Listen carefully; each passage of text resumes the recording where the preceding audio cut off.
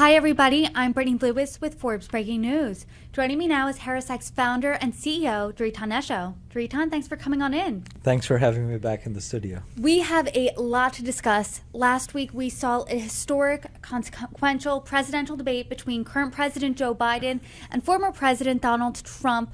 And you have a poll, HarrisX Forbes poll, that shows what voters thought after the debate. So let's talk about first, how is it impacting the horse race? Well, our poll went into the field right after the debate and essentially ran throughout the weekend. 1,500 registered voters took the survey. It hasn't changed the horse race.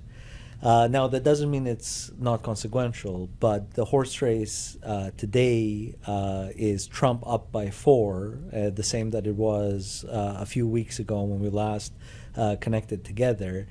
And that's because partisans have, by and large, dug their heels. They've made up their minds, Republicans and Democrats, and independents are already breaking by 10 points plus for President Trump. So Trump sustains his advantage, but where there's a lot of negative news, especially for President Biden and the Biden camp, is in the perceptions that voters had around Biden's performance in the debate, the perceptions that they have on whether or not he's too old to be in the office that he holds.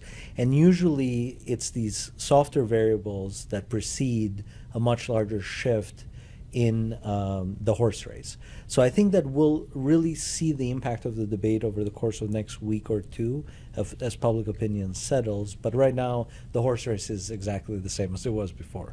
We're about 4 months out from the election, and the last time you and I talked was right after Trump's verdict dropped, and you said it didn't really change anything because this is baked in.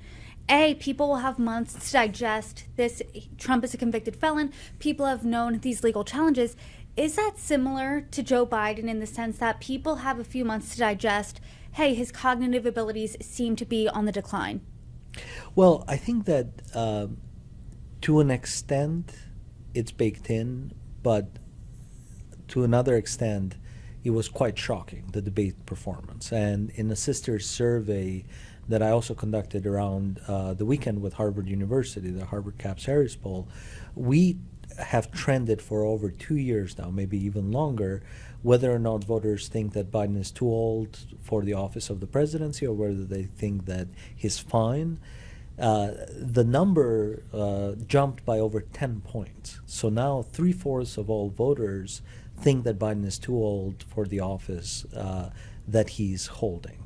And in a similar fashion, over 2/3 believe that he doesn't have the faculties to be president. So those are concerning numbers. And the fact that we still saw a double-digit jump in those metrics, it shows you that it crystallized opinion around the fact that the president is too old. And this is why you see the panic that you see amongst Democratic elites right after the debate. Despite all of the management that they've done on the performance, there's a lot of concern, widespread concern about whether or not Biden can see through. And what about the undecideds and leaners? Because once again, when you and I talked about Trump's convicted felon status, you said for them, this is one piece of a larger puzzle.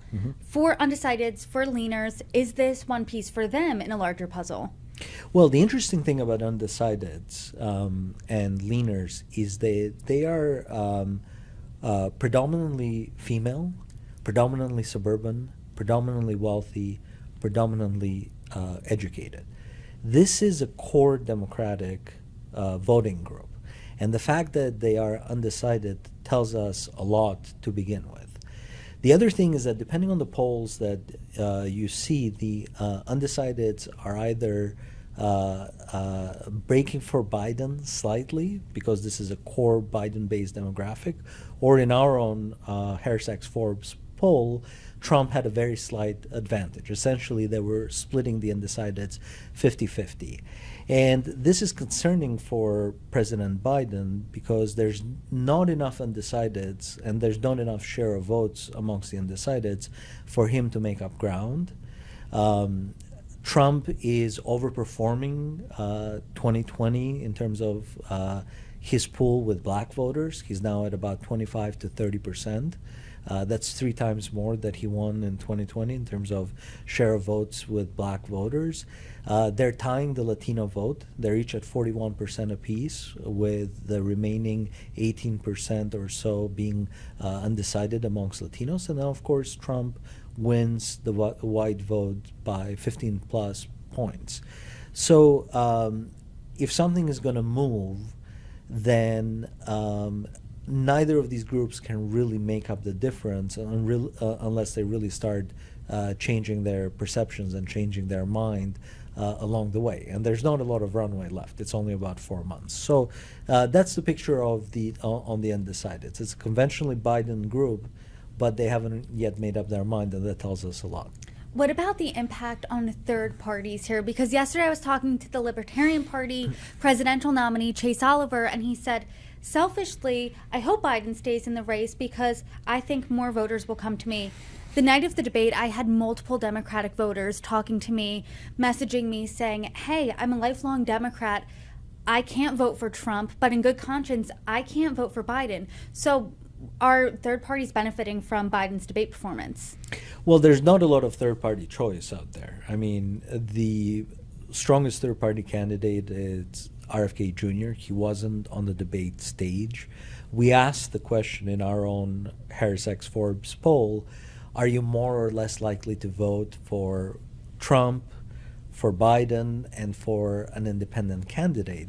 And what we noticed is that by a margin of plus 10 points, they were much more likely to vote for Trump.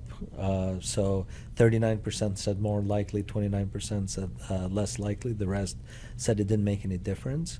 When you looked at Biden, by a margin of 15 points, they said that they were less likely to vote for him after watching the debate than they were to vote for him after the debate.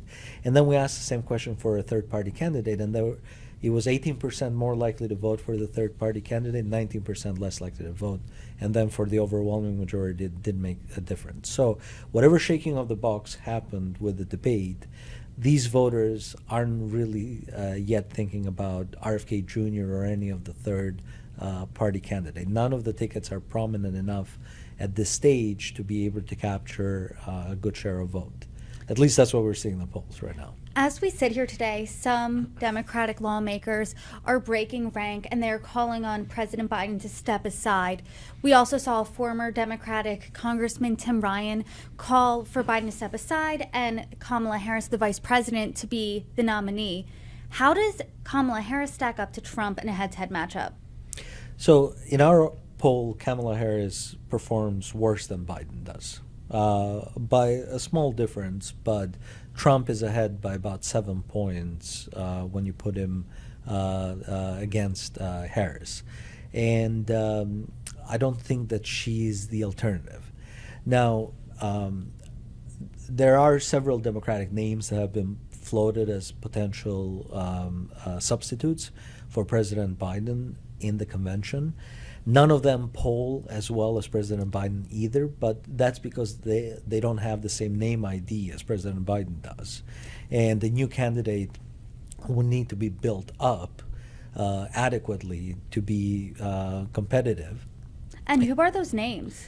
Well, I think in a future poll together, we've tested Gretchen Whitmer, we've tested Gavin Newsom, we've tested Pete Buttigieg, several leading Democratic candidates, and we'll continue testing other names. But again, any new candidate, a substitute candidate, would need to be built up, would have to tell their story, would have to make their own case to the American public. And as it stands, Biden is the best of the worst, right? He polls the best, and he's the most competitive against Trump.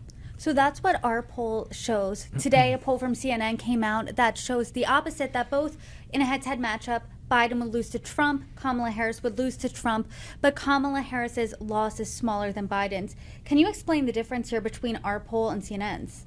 I haven't had the chance to look at the CNN poll yet, but I'm pretty sure the differences are quite small. And it's all in the composition of the sample, as viewers will know. You need to have also a perspective or a view of the share of vote amongst Democrats, Republicans, and independents.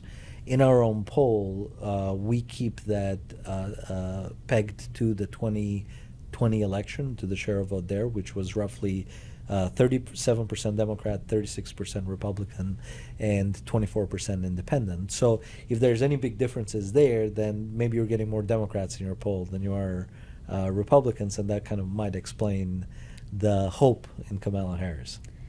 The Democrats and Republicans I've talked to post-debate have all described President Biden's performance as disastrous, devastating. I think the only one who had a positive word about his performance was Dr. Joe Biden directly after the debate. So what did this do to both his approval rating as well as Kamala Harris's? Well, President Biden's approval rating is at a 2-year low. He's at about 38% in our poll together with Forbes. And so is Kamala Harris, right? 38% approval. Those are not the kind of numbers that drive re-election for either of them. And we have seen a similar pattern in other polls as well.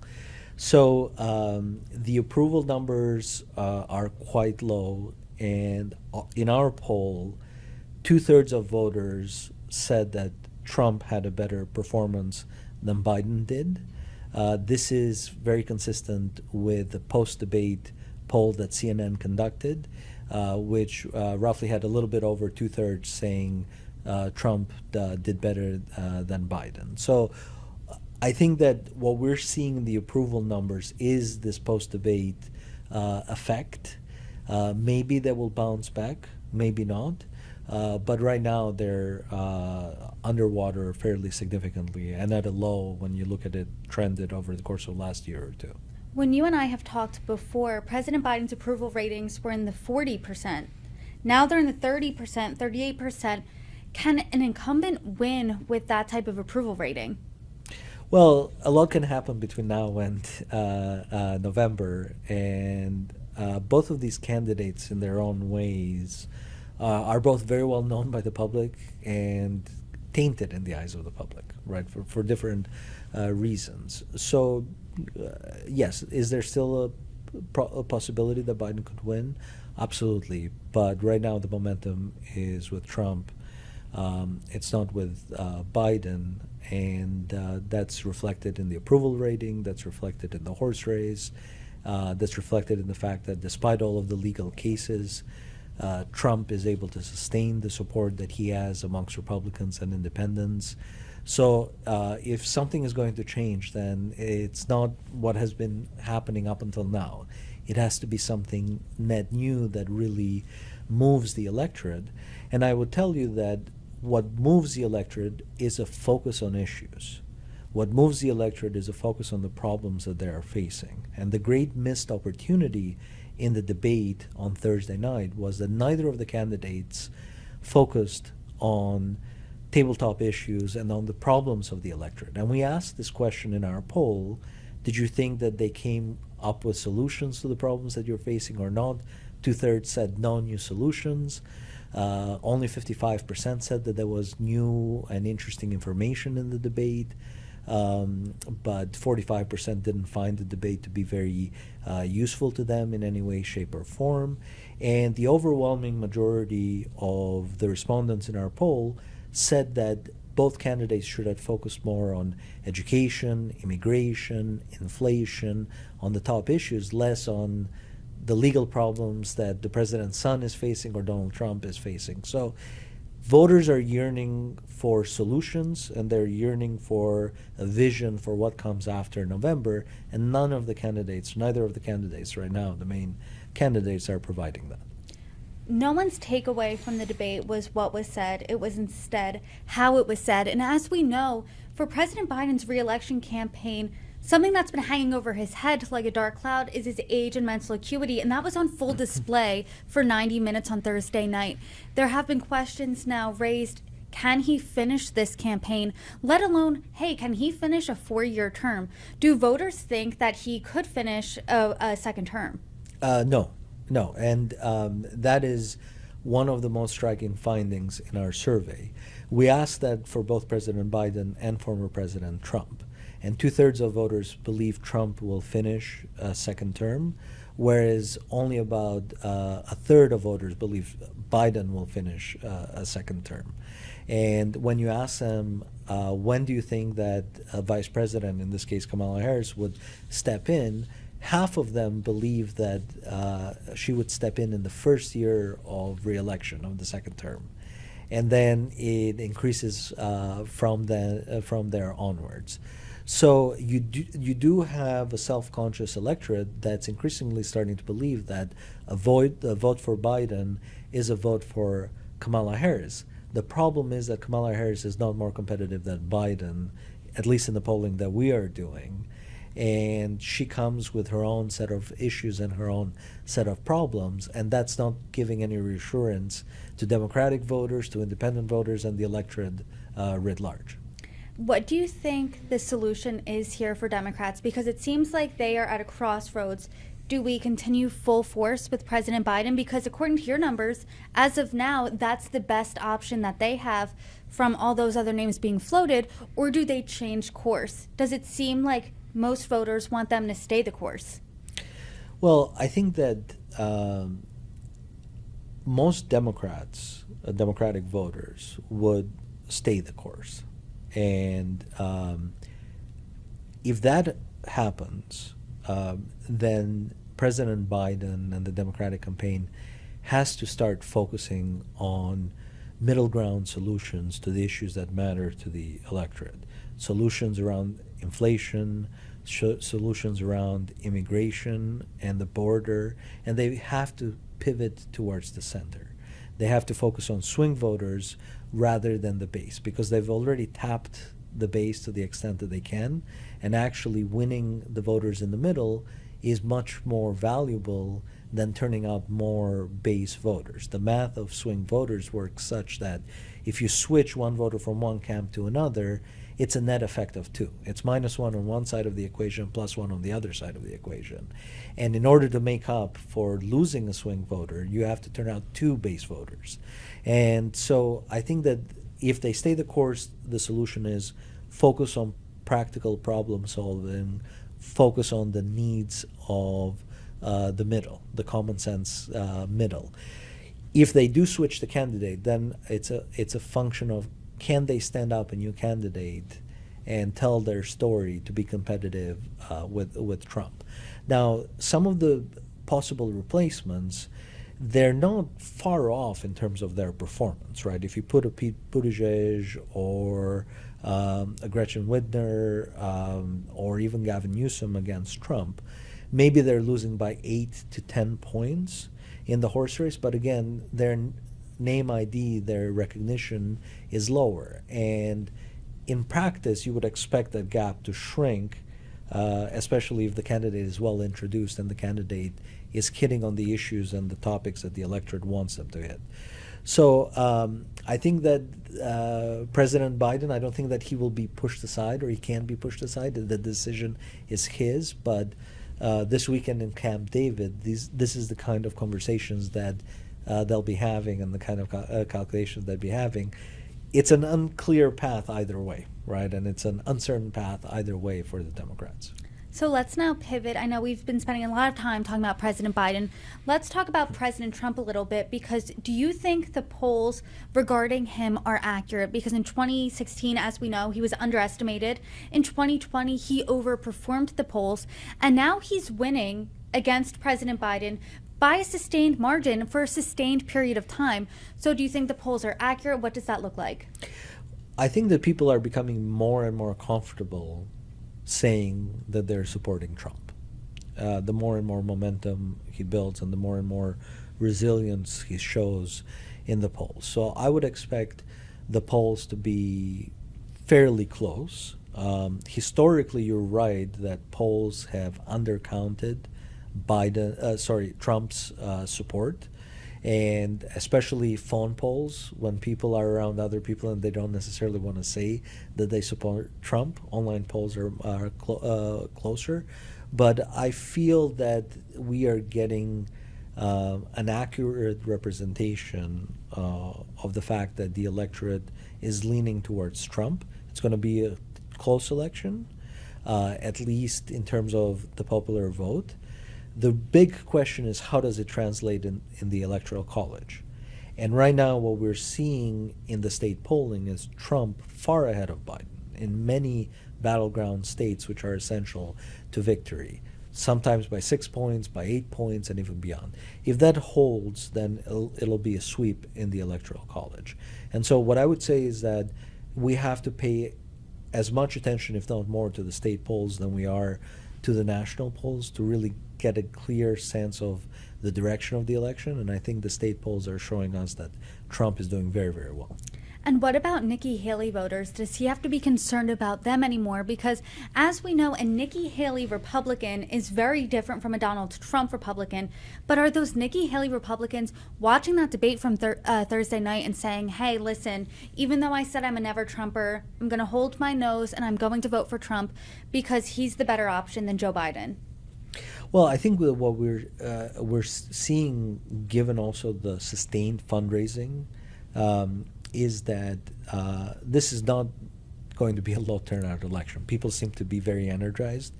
It seems to be a similar election to 2020, where it's a high turnout election. In a situation like that, if you're in the Trump camp, you want to make sure that you are pulling as many Republican voters as possible and not allowing these voters to lapse.